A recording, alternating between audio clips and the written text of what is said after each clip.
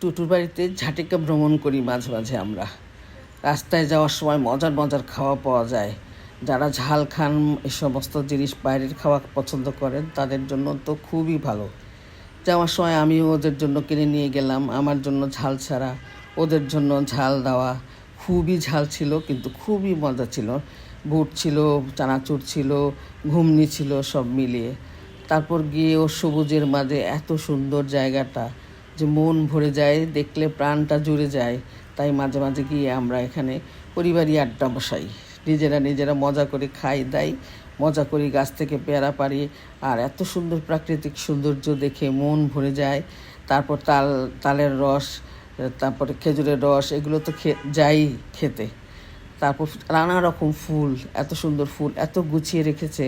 মাইনু প্রত্যেক দিন সকালবেলা যায় আর এগুলো দেখাশোনা করে, যার জন্য বাড়িটা অপূর্ব হয়ে রয়েছে, যেন মনে হয় একটা পটভূমি।